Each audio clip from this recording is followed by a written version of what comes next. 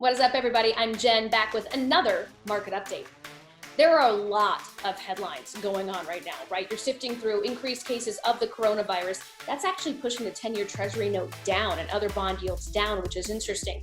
And you're also seeing the other ones about unemployment. Unfortunately, we are continuing to see at least 1 million Americans each week filing those initial unemployment claims. This was the 16th straight week, according to government data, that more than 1 million Americans have filed those initial claims. Continuing claims, that means people who have filed for at least 2 weeks or more. That's still over 17 million people. So it's interesting, as these cases rise, we're seeing some states shut back down, and that's affecting the economy. Also, we're looking at the US debt.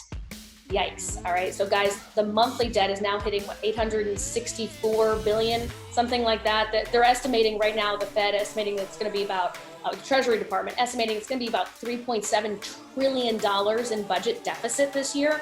That's because a lot of the government money is going toward helping people who need it right now, who need to pay their bills, who are unemployed, furloughed, laid off due to the fallout from the coronavirus pandemic. Now, on the other side of that, the good news that we're looking at is interest rates. I know you guys are probably sick of hearing me say it week over week, but mortgage rates right now are not just incredibly low, they're hitting historic lows weekly. So this week, the Freddie Mac 30-year fixed rate mortgage average dropped below 3%. It's at 2.98%. First time in Freddie Mac's history we've seen it below 3%. That is incredible. Remember, that means it's an average, right? So 2.98% is the average for people on a 30-year fixed rate mortgage. There are other options for mortgages, by the way, if you want to look into those. There are shorter ones, longer ones, adjustable rate mortgages. Your loan officer is the best one to talk to about that, to find the one for your situation. Remember, we're talking averages. If it's at 2.98%, you could get probably above that or potentially below that too. It just depends on your situation.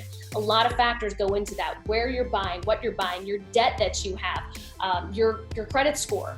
A lot of those factor in. So the best thing you can do right now is call a Movement Mortgage loan officer and they'll get you set up.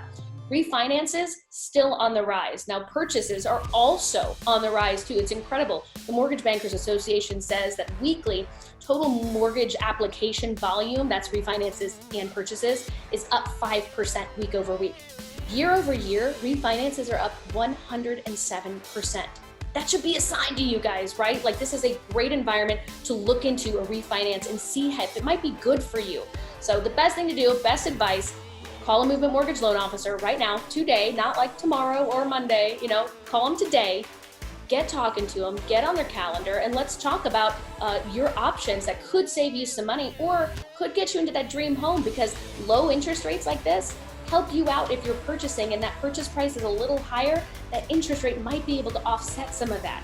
Guys, great time. Call your Movement Mortgage loan officer. And to learn more about what's going on in the economy, go to movement.com/blog and read up on the market update.